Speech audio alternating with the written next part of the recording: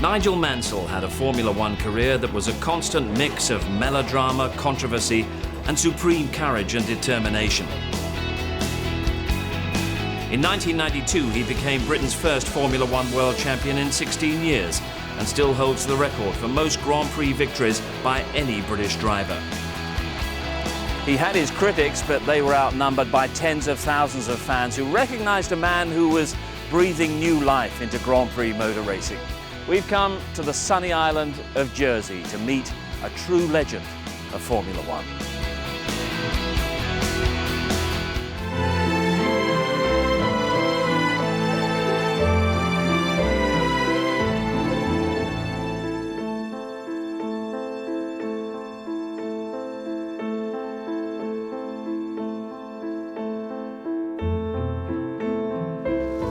Hey Nigel. Morning, Steve. Great to see you. How are you? What Welcome. a gorgeous day, and thanks for inviting us here to Jersey. You know how to pick a stunning location. Well, it's not too bad, is it? Absolutely sensational. No, it's a little bit of heaven. Jersey's a wonderful island, and people are great here, and it's something amazing. And we had a lovely time in the Isle of Man for 12 years, and obviously went off to America, and then we found this incredible place here named Jersey. So yeah, this is it for the rest of our natural lives. You feel so? Oh, absolutely. I mean, you know, we'll travel, but our home will always be Jersey now. Yeah, Roseanne will be relieved at that, I'm sure, because you've done a bit of moving around down the years, haven't you? Yeah, a little bit. We've had a lot of fun, but no, it's our roots are very firmly here now, and I think it's fantastic the way the boys have embraced the island, and the island embraced them now. We found a home, and I mean, travelling the world like we have, we can't find a place like this. It's just fantastic. You've been a great team together down the years, you and Roseanne. When you look back to those early years, you know, back end of the 70s and the sacrifices that you made, you must be amazed that you got this far. Yeah, I mean, you have time to reflect occasionally and just think, how on earth did you actually get through some of the challenges and problems? And I think the only thing is that you just pick yourself up and keep moving forward. And you know, there's been many a time and many an accident, of course, that you sort of have very challenging mental moments saying, well, perhaps enough is enough, and a lot of unhappy times. And of course, in the early days, a lot of people dying around you as well, doing the same job. So there's a lot of questions that you have to answer. But, you know, you move on, and fortunately, we made it work.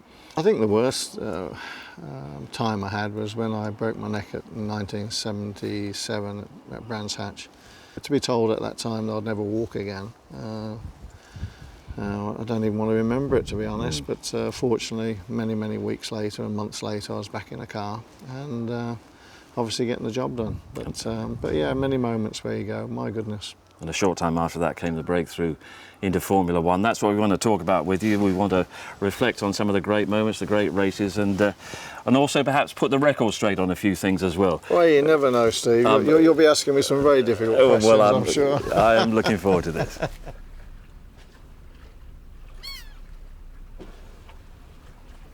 So, Nigel, the Formula One years started in the best possible way for you, with the strongest of allies in Colin Chapman. When did you first make contact with Colin and make the Lotus connection? Basically back in 1978, a couple of years before he gave me my first opportunity. Worked for him as an engineer. So yes, it progressed from there then to obviously having some testing then a year or so after, and then getting the first drive in 1980. I suppose the frustration for you in that 4-year period with Lotus, you never really got your hands on a competitive Lotus Formula One car, never. Well, in those days, if you had any opportunity given to you by anybody, you just grasp it with both hands and say thank you very much. And Colin, at that time, did he strike you as being sort of distracted? It was in the middle of the twin chassis debate, and he wasn't quite getting the support he wanted. Colin was never distracted. He was a most fantastic innovator and an engineer and lovely man. I mean, he basically became almost like my second father, and he was just so dynamic and he was just so ahead of his time. He just wanted to do something better than anybody else, and you know, he invented the ground effect, as you know. Obviously the twin chassis, which never got to race because it was banned before, because it scared everybody. Yeah. I did all the testing on that. It wasn't that good at that time, but it would have been perfected to have been a lot better, and I'm sure it would have won a lot of races, but we never got the opportunity. First race that might stand out for you, certainly sort of stands out in the history books, Zolder, and your first podium. But the race day began with you sitting on the grid behind an awful accident which involved Ricardo Patrese' mechanic. And that sort of had quite a fundamental effect on you, didn't it? Yeah, there was a lot of things, and not like you can see the goosebumps now, but there was a lot of things going on. And obviously we had a fantastic race. I watched the whole thing in front of me, so I was just a couple back, and the mechanic jumped over the wall and obviously tried to push or start the car, which was a rather foolish thing to do. And then I saw this car come past me, because I hadn't moved, and I was mesmerised, and then the car just sandwiched in between the back of the car, and obviously a few things happen and go through your mind when you witness that right next to you, almost like where the cameras are. And obviously the race was stopped instantly, and we all did a formation lap back on the grid, and there was obviously a long stop, and I just couldn't get out of the car, because I thought if I get out of the car I won't get back in. I think I went to a different level of adrenaline that day. To have the great Gilles Villeneuve breathing down my neck throughout the whole race and fighting him for a podium place was sensational, and yeah, it turned out great, and I finished third. Colin was just so happy and so pleased, and I think he was more pleased than I was, and it was just terrific for the team, terrific for us, and to get the first trophy and take it back to the Isle of Man was a very proud moment. With Colin Chapman's sudden death, which shocked everybody, how did the dynamic of the team change? When Colin died, the whole team died. I know I did. It was horrendous, both for Elio and myself, and for the sponsors. It was just traumatic. I mean, I didn't just lose a team boss. I lost a fairy godfather, because without Colin and Hazel and the Chapman family, I'd never had the opportunity.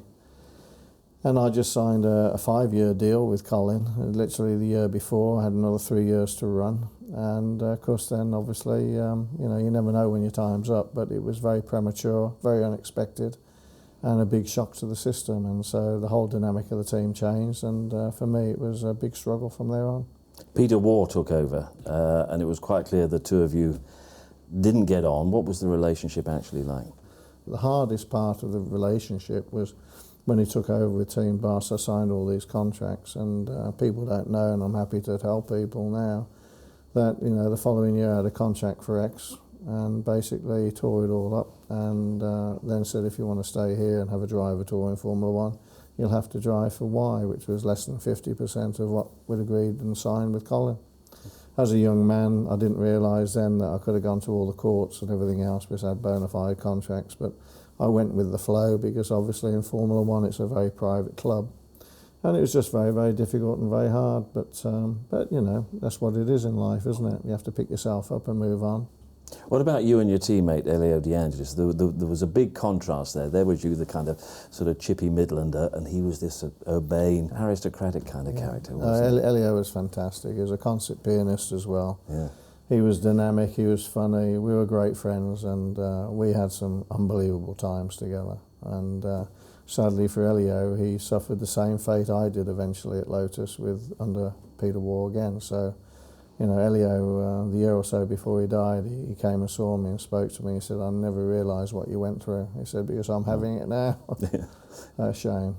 Individual races, and this is an opportunity to put the record straight on a couple of things. Monaco in the wet, what went wrong?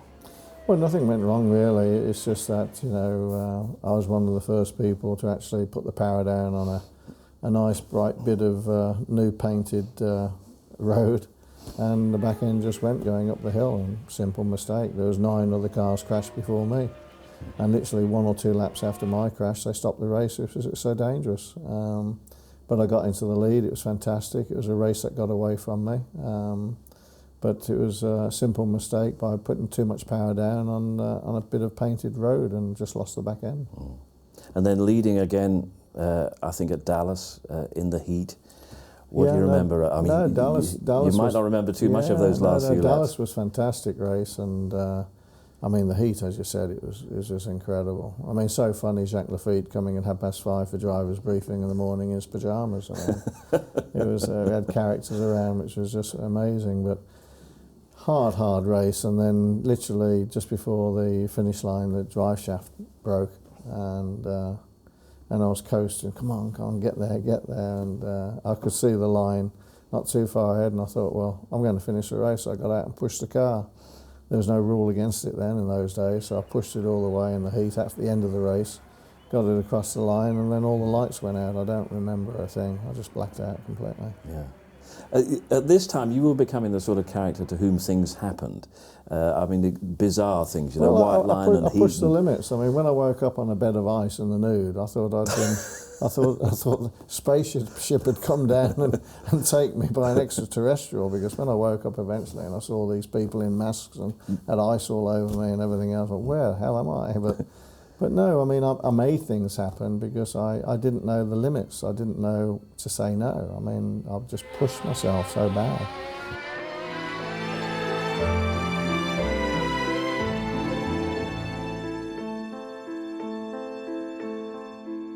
So end of 1984, it was quite clear that your time at Lotus was coming to an end. Ayrton Senna was on the horizon for Lotus. How was the Williams deal put together, and how sort of late was it put together?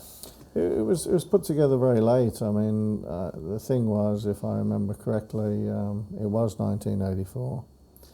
And we had a race at Zandvoort, one of the last races at Zandvoort. And I managed to come third that weekend, so I was on the podium, and Frank and Patrick were sort of wavering, you know, what to do, what not to do. I remember Peter Windsor and Peter Collins speaking with me that weekend and saying, well, look, you know, we think you're going to be offered the drive, and then you're not going to be offered the drive because there's 2 or 3 other drivers that are on the horizon. And in the end, you know, I had a good weekend, and I just thought, well, either somebody wants you to do the job for them or not. I don't like being messed around, I really don't. And if I have to walk away, then I'll walk away. But anyway, I think that was the trigger, that when the message got back to Frank that I was off the market, then he wanted me even more. So it sort of moved things forward at a pace then. So 85, you're off to Williams, and teammate to Keke Rosberg. How did that work out? That was very difficult in the beginning because Keke's relationship with me was totally tainted with Peter Ward, because Peter Ward laid all the poison down what type of person I was, and that was a great shame. So I walked in, if you like, to an amazing welcome, and Keke's a tough cookie and a nice guy. But the great thing was, I just thought, well, I'll just be myself. I'm not going to change or do anything. And then we started being quite competitive. We were working together incredibly with Honda because we had the A, B, C, D, E, F different engine specs. You know, it was at the time with the turbo, and we were working really hard. The car wasn't great, so it was a monster to drive, and we were working really hard with Patrick and with Frank and the Williams team. And Keke and I, in a very short period of time, had an incredible healthy respect. And then Keke turned around to me the one day, in a matter of months, he said, "I'm very, very sorry." And I said, "What are you sorry about?" And he said, "All the things I've been told about you." He said, "I know they're not true." He said, "You're a very straightforward, honest guy." And he said, "You're mad too," he said, "with what you do." But Keke was fantastic. So our relationship in a very short time went like that. Yeah. You needed a win as you got into the second half of that 85 season. Tell us about the Brands Hatch experience, first of all. Brands was incredible. We went testing, and I did the test at Brands. And we found, from changing, you know, rear suspension and putting this rear suspension on exactly the same car, we found upwards of a second a lap, which was huge. When you find intense, it's brilliant. But when you find almost a second and put it in your pocket, you know, you go, "Oh, this is good. This is really good." You know, it's like winning the flipping lottery. And so we went into the race with great confidence that we'd made a step forward, and hopefully, although every other team's working hard, that they perhaps didn't make as big a step forward as we did.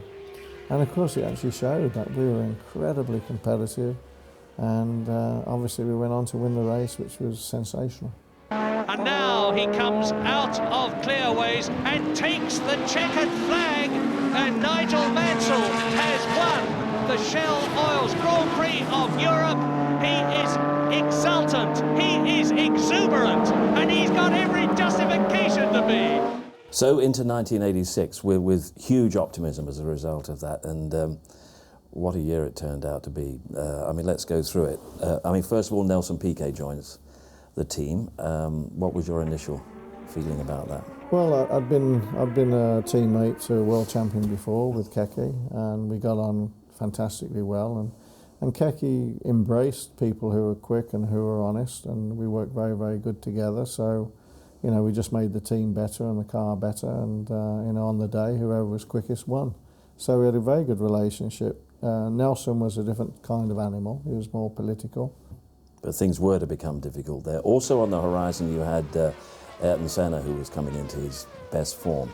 And you identified him as a potential rival in every respect. You had a conversation, I think, before the season began. Yeah, right from the get-go. You know, if you know anything about the sport, then you can actually see things. And I knew with Michael Schumacher and Ayrton Senna that they were going to be the bee's knees type of thing.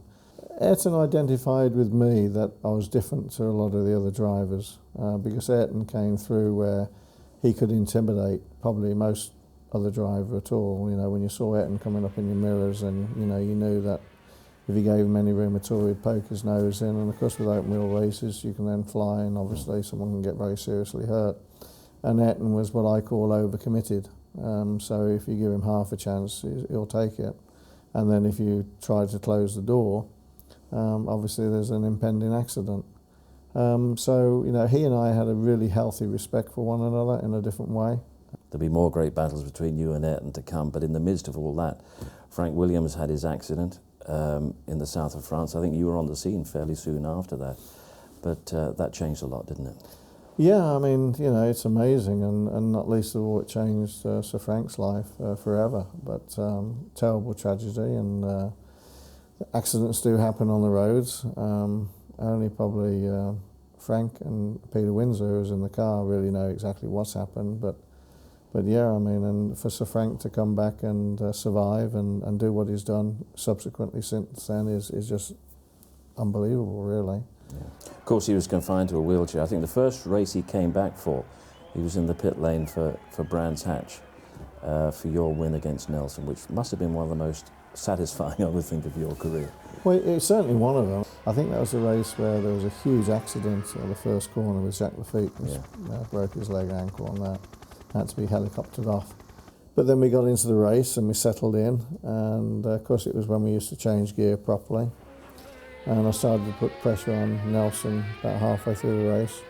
And I think he only made one mistake in that race, and he missed a gear coming out one of the corners onto the back straight, which gave me the momentum to just squeeze past, and I won the race. But there was one mistake in that race he made, and I made him pay for it. And he didn't speak to me. It was Brands Hatch, it wasn't Silverstone. I mean, those great years were still to come, but what was the crowd reaction like and the public reaction the like? crowd had just been sensational, and I've said many, many times, you know, I love you all and thank you all for all the tremendous support, not only for myself, but for all the British drivers throughout the years. They are just terrific, terrific people. And you know, the great thing with racing and winning in your home country in 85, 86, 87, so we did 3 on the trot there.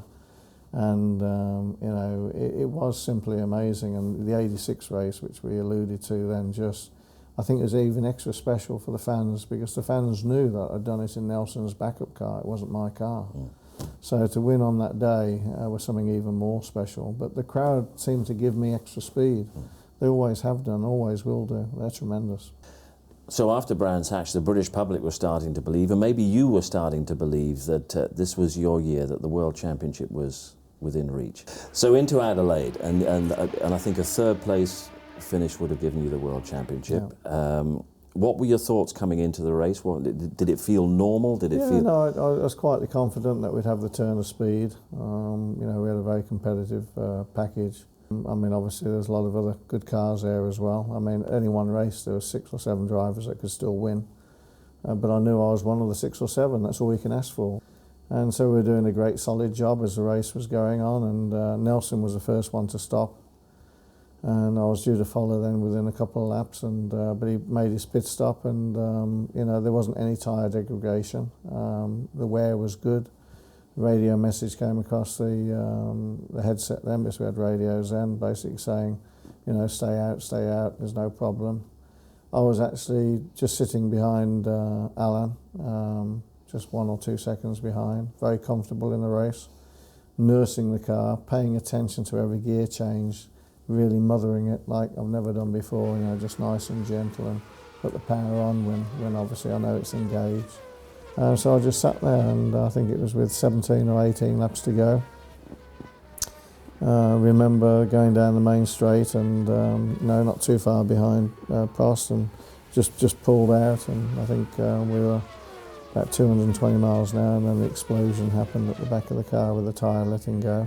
And look at that! Out that, and colossally, that's Mansell! That is Nigel Mansell, and the car absolutely shattered. He's fighting for control, and you can see what's happened. Mansell is out of the race. Now, this could change and will change the World Championship. And obviously that was that championship done, lost the championship by 1 point. But 87, really the championship was on again, in theory, but during the course of this season, I think Nelson's influence within the team became stronger, and showed itself in what sort of ways?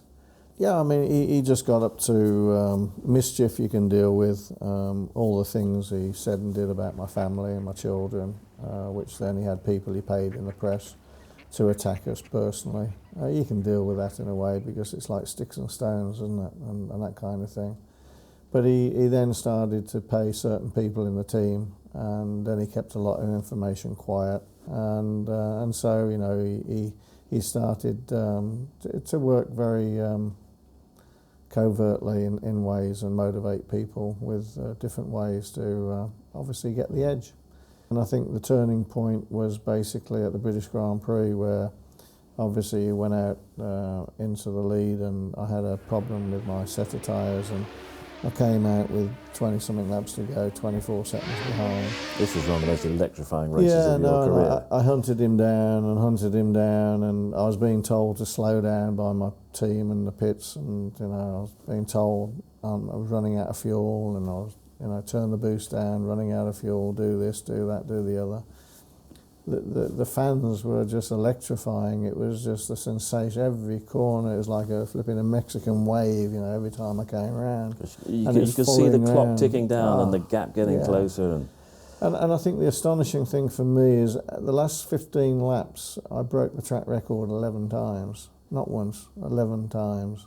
And of course I caught him with a couple of laps to go, 1 lap to go. And I knew I'd have maybe one chance. I'd only have one chance. Nelson's a great driver. He's a great world champion. You know, to beat Nelson, you beat some of the best in the world. And so I knew coming down the straight, I've got to sell him a dummy. Somehow I've just got to get him to commit one way or another. Because if I just back off, if he gets me to back off the power, the slightest, then I'm not going to have the slingshot. And that would be it. My race would be done. As great as it would have been, it would be done.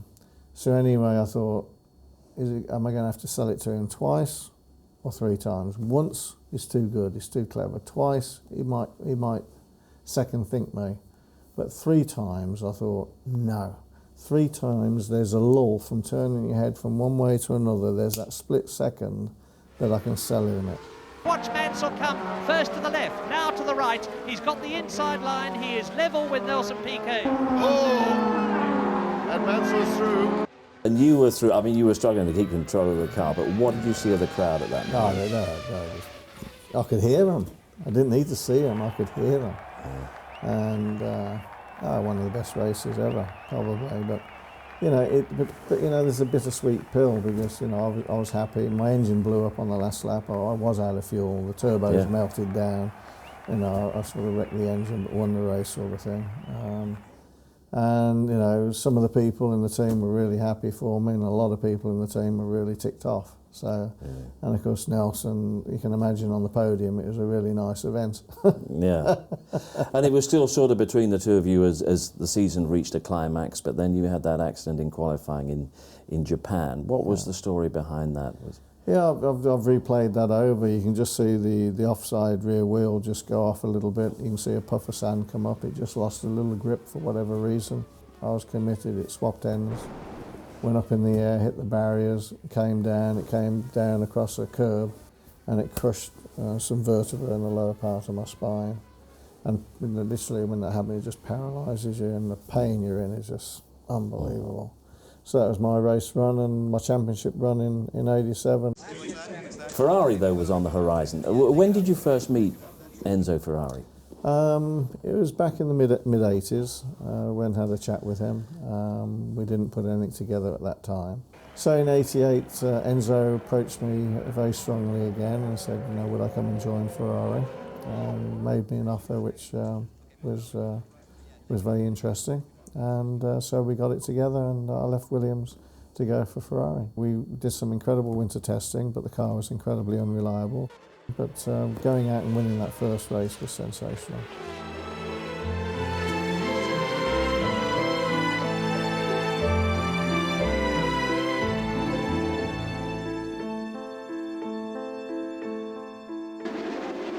Williams had got him close to the world title, but after a frustrating 1988 season, the future for Nigel Mansell in 1989 was Ferrari. So 1989 was a trying year, but there was one race win, there was one distinct highlight. Great battle between yourself and Ayrton Senna in Hungary. I was pretty charged up before the race, and I mean, Hungary, as we know, is notoriously very, very difficult for overtaking. And it was the time then that obviously the driver had tremendous input in the start, where you had to really gauge the clutch and the throttle and the bite and get a good start or not a bad start. And you can go from first to sort of 6th or 7th in a heartbeat if you don't get the start right. And anyway, I was really focused, and I'd made an absolutely brilliant start. And I overtook 7 before I got into the first corner.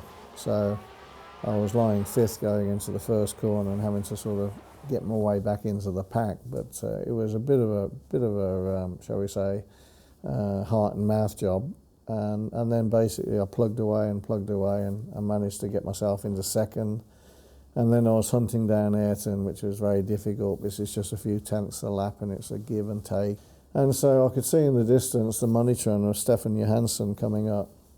And I put a spurt on this. I thought, just maybe it might just catch him at the wrong time, which then might give me an opportunity. And anyway, it couldn't have worked out better. And one of the rare moments Ayrton made a mistake, he chose the wrong side of Moneytron. And then Stefan obviously saw me as well and sort of hesitated what he was doing, but just boxed Ayrton in just for that split second. And I was fast enough just to go bang there and commit going into the fast kink. And I boxed him in. He had nowhere to go unless we had a monumental accident. And he was on the outside. It's always good, if you're going to have a monumental accident, be on the inside. Don't be on the outside. The person on the outside is going to get more grief. Yeah. And of course, I just went and went straight past. And it was the most incredible opportunistic overtaking manoeuvre which came off. And obviously I ended up winning the race and Ayrton coming 2nd. But is that a kind of instinct, as you say? It has to happen in an absolute split second. Yeah, you can't teach that, because it's, you know, there's a great saying in motor racing, if you have to think about anything, it's already too late. That's all instincts. That's a pure racer's manoeuvre, you know. You know, that's thoroughbred racing, with 2 racers racing together. When you've got 2 racers racing together, anything can happen, and usually does. But it gave the team huge optimism for 1990, and justifiably so. At what point did you learn that Alain Prost was coming aboard for 1990? It was very late, because you know, I had an outright #1 contract for 1990 and was very happy, very comfortable in the team, had a couple of wins under the belt. We're making progress, and then Ferrari deemed that they wanted a current world champion to join the team. It was at that time that obviously things were very difficult at McLaren for their 2 drivers, which was Alain and Ayrton. Alain could see what I'd achieved already at Ferrari and thought, well, you know, the car's now going to be even better. I'll have some of that, so I'll come there and be #1. And Ferrari wanted it, so they spoke to me and said basically, well, Alain's going to be your teammate next year now, and he's going to be outright #1. And I said, well, how can you have 2 outright #1s? You know, that doesn't work. I said, well, we want to do that. Long story short, I got on with Ferrari and the Italian fans and people very, very well. I said, well, look, do it honourably, buy my contract out from me with a number 1 clause. You got Alan coming to the team, but then I'm being recompensed, so you pay me X money and give me the Ferrari car. And then, okay, I'll be the support driver. Reluctantly, I have to say, very reluctantly. But they're very honourable, they did all that. And so Alan did come to the team as outright number 1, and I was there as number 2. But then as Alan found out that, you know, just because I was number 2 didn't mean I couldn't beat him. Yeah, there was one occasion where you got in the car and said, well, this isn't mine. Yeah, you know, I'm okay if people don't lie to me, but if they lie to me, it was the British Grand Prix, and I had Greg Norman there, and I had Barry Sheen in the pit, and I got in the car, and the British public know only too well, you know, if there's one race I can only win a year, it'd be the British Grand Prix. I'll put that above everyone else. And having won 5 on home soil, I know what the feeling's like too. And I got in the car and it just felt so different, you know, and I'm looking at it, my seat and my steering, and, you know, I look at the badge numbers on the car, well, obviously, you know, this is chassis number 5 or number 4 or whatever it is. And, you know, the pedals didn't feel right. Nothing felt right, because it's like putting on a pair of trousers, you know, it gets very personal. So I got out of the car and I said to my chief mechanic, I said, this isn't my car. He said, yeah, it is. Long story short, you know, I actually got the team manager and I got very close to him, shall I say, and I said, look, I don't care, just tell me the truth. I'm not mad, this is not my car, is it? And a few words were exchanged, and in the end he had to say no. And of course it's a great story, because I went out and qualified on pole position. So then I said, after qualifying on pole position, do you want your car back? You know, do you want that one? Yeah. And so the relationship in the team grew very distant, shall we say. But then the inevitable happened in the race and the car broke down. You dropped out of the race, got out of the car and said, right, that's it, retirement. Yeah. How premeditated was that? It wasn't premeditated, it was like spontaneous. I mean, you know, I was winning the race and I was just thinking, no, I've had enough of this now. I've really positioned myself twice now. In '88, I was outright number 1 for Williams to get a chance at the World Championship. The engines go. In '89, I get outright number 1, but then they tell me before the season starts, Alan's coming as outright number 1, so that opportunity's gone. Then I have the changing of the cars. There's so much anyone can put up with. And I think, you know, I just thought, I'm alive. I've been busted up a good few times, but I'm alive. I have a way of life, I'll survive, I've had enough of this now. And so it was like a spontaneous release of, and I felt really good. I want you to know that I felt so happy that I thought, I've come to a point in time now, I'm comfortable with this, I've achieved what I've done, I'm walking away, I can't play under these rules and conditions anymore. So then I threw balaclava away and various other things away, and then obviously retired that day from Formula One, saying at the end of the year that was it. But then the phone rings from Frank Williams and the approach comes, and how did that sort of evolve? Well, it wasn't very good, actually. It wasn't very nice. Bear in mind why I was offered the opportunity, because the late, great Ayrton Senna and Alan Prost turned Williams down. The car wasn't good enough for them. They didn't like the deal, and obviously McLaren again, and with all their fantastic supporters and sponsors, you know, managed to keep their dream team together again for 91 and 92. And so Frank all of a sudden was left without a team leader for the Williams team. So I was called, and the initial response is, well, I'm sorry guys, I've retired. Well, but maybe you reconsider. And I said, well, look, I'd only entertain it if I had a clandestine contract, because now I've had so many contracts broken on me and changed that I said I'd want a minimum of this, I'd want 2-year, hopefully 3-year deal, I'd want engine pick, I'd want choose my engineer, the mechanics, the backup, exclusive number 1, da-da-da-da. Well, what I was asking for then was impossible, and I said, fine, I'm retired, I'm really happy. And then I found out that the impossible only took 3 weeks later, because everything I asked for, they offered me. So the 91 season, you go in with the deal that you wanted with Hopeside. Didn't start too well, but by the midpoint, it really picked up. I did close the gap on the championship to 8 points to Ayrton. Had a fantastic Grand Prix in 91, obviously, winning the British again. There was that iconic image of you giving Ayrton the lift back to the pits, which was a great moment in the sport, wasn't it? Yeah, it was a good moment because, you know, I think it's great to demonstrate that, you know, in different sports there's still humility and understanding and the crowd, because I'd been given a hard time at many races in his country, I could see the crowd were giving him a bit of a hard time and that, and I thought, well, you know, it won't hurt to give him a lift back. And, you know, I did have thoughts, well, if I get up to 140, he might fall off. No, but joking apart, Ayrton and I had a real good understanding. I think before the race in Barcelona, the next time you had a bit of a set to in the... Oh, that was fantastic. That was brilliant. Yeah, that go on. was. No, that was brilliant. I mean, that I think is one of the most sensational weekends of my career. We went to driver's briefing and all the FIA used to be up there on the stage and Jean-Marie and all the others. Halfway through the actual briefing, they were going on about yellow flags and penalties and this. And I said, oh, Jean-Marie, I have a question. And I said, you know, why is it you have rules for one and then rules for everybody else, you know? And of course, Ayrton stood up and hit the rev limiter, and we were going at one another across the room in front of the FIA like there was no tomorrow. And Ayrton at that time lost the plot. He absolutely went berserk, and it was so funny. And of course, I was revving him up. And of course, Jean-Marie had to take order of the whole thing, but it was the most fiery briefing I've ever been to. But that moment in Barcelona, not necessarily the driver's briefing, but what happened down the straight there, sort of summed up the relationship between the two of you. What do you remember of your own thought process there? Because you knew he wasn't going to give any ground. Well, it's the worst type of brinkmanship with a loaded gun. You both got loaded guns and they're both pointing at you. You know, who's going to pull the trigger first? You know, who's going to blink?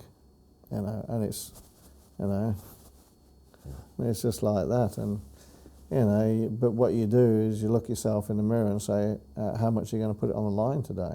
You know, not a lot of people put it on the line 100%. But we did, we both did, but we both knew that. We eventually knew it. And that's why it was such a fantastic moment. It was a defining moment in our sporting careers between one another. Mm. But it was that weekend where Ayrton said, you know, I was the only driver. He spoke to me after the race. He said, I'm completely crazy. He said, you know you're completely crazy. And I said, yeah. And I said, but at least you know it now. So I said, we can quit all the stupid accidents we have together because you're not going to intimidate me and you never will.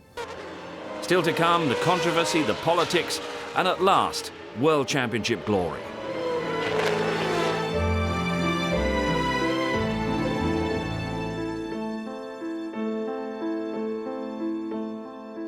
'92, your World Championship year. I mean, another great image of you and Ayrton was at Monaco that year when you had to go into the pits and came out and sat on his gearbox for about the last 10 laps, which was fantastic. Did you ever have a chance of getting past that? No chance. I mean, Ayrton's too accomplished driver. I mean, look at how the rules have changed now. I mean, if anyone drives like Ayrton did then in '92, he'd have had 2 stop-go penalties in the pits for blocking. Yeah. You know, how things change again. But it was sensational. Obviously very disappointing not to have won the race. But it showed, I think, a better skill than we see today in some ways. Monaco, incredible, 2, if you like, gladiators, racing cars like there's no tomorrow. We didn't touch. You know, we got so close and he squeezed, he actually blocked, he did everything. We didn't touch, we didn't have any pieces of bodywork come off.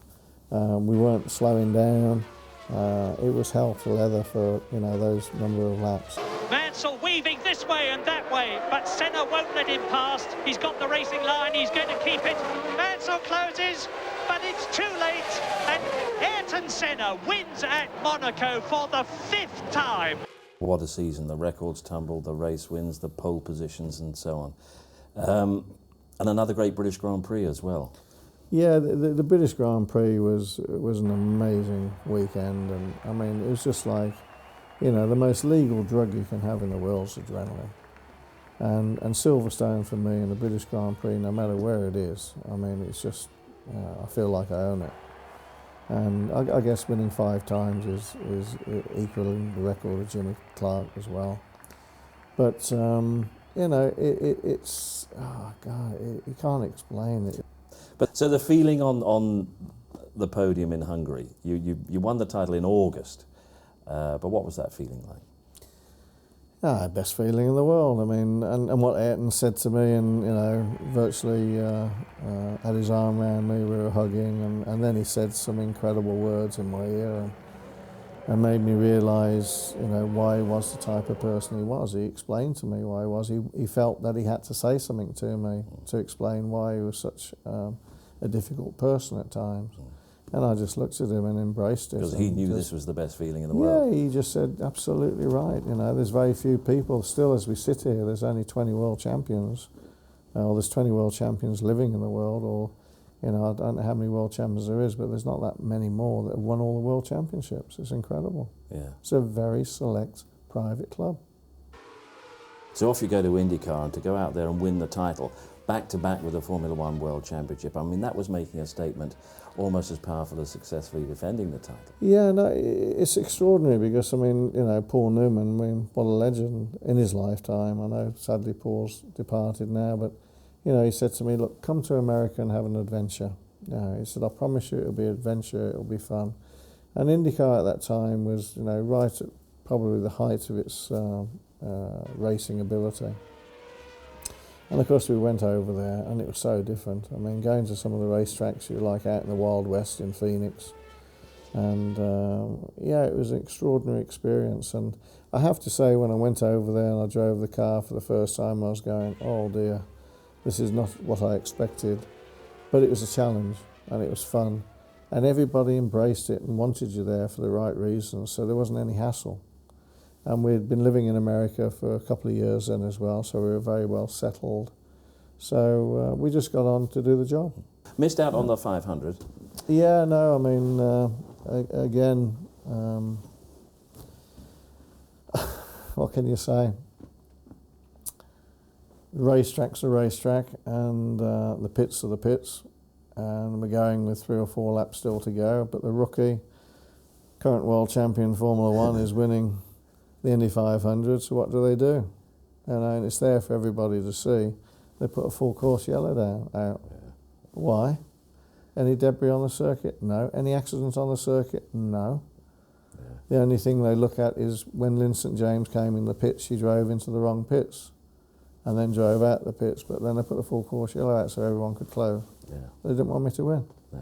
And so I got jumped on the restart, and obviously we came third, but I mean, really poor, very, very poor.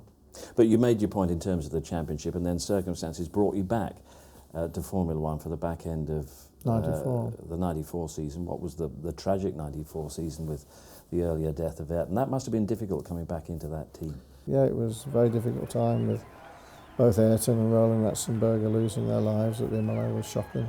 And then you win the last race of the season in Australia, which is obviously remembered for other things, the coming together of Damon Hill and Michael Schumacher. It was important for you to get back to winning ways in Formula One. Yeah, I think the 2 hot shoes were Michael Schumacher and Damon. Obviously, I'd not been in a Formula One car for 2 years. Australia, I like the circuit anyway, and I felt a bit more comfortable in the team. It's very hard, and we can't explain to somebody when you take over a drive for someone who unfortunately has been killed and then passed over.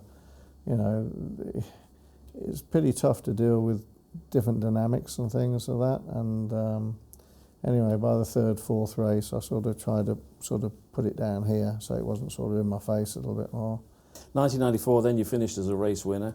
With the benefit of hindsight, should you have walked away from the sport at that point? But you had other plans. Well, no, because what people don't realise again was the fact that I had a full contract for 95. I didn't leave America just for 4 races. I had a full contract in 95 to then race for Williams. And but then, you know, a lot of things happened again. They went the David Coulthard route. You went to McLaren, which didn't work out. Yeah, I think with great sadness. McLaren, we went to McLaren, great team, wonderful partnership with Mercedes engines, incredible manufacturer.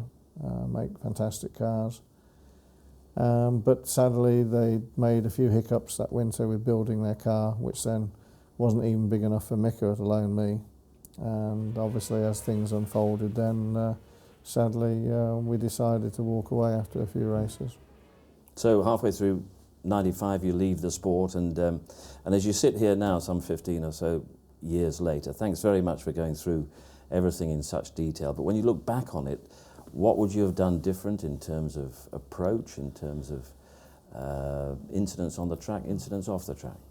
I don't think that in my particular case I could have done too much else. You know, if I hadn't have stood up for what was right at times and what was correct, I never would have achieved what I actually did achieve. I look back and say that the integrity and honesty I had as a driver and as a person was there, but it was appreciated only for a few who had similar qualities. And it was definitely unappreciated by people who wanted to manipulate different things and who controlled the sport. And what I found out, even looking back even to this day, that when I went to America, I was a very small pawn in a very, very big chess game. Some of the races will always live in the memory. You gave an awful lot to British motorsport. Life now, you're cycling and a lot of charity stuff as well. Yeah, the fantastic thing now, which really for a long, long time has been the charity work, and UK youth is so dear to our heart. We took the presidency over from the Duke of Westminster some 12 odd years ago now, and we reached a minimum of 750,000 kids in any 1 year. And so the depth of the charity and the history of the charity is just simply amazing. So you work the numbers, let's educate them, let's empower them to make better decisions. Because you give them the information, they'll make better decisions. And being positive for youth is positive about life. Well, keep up that fantastic work, and thanks very much for talking to us today. Pleasure. Well, it's a small soundbite of it, isn't it?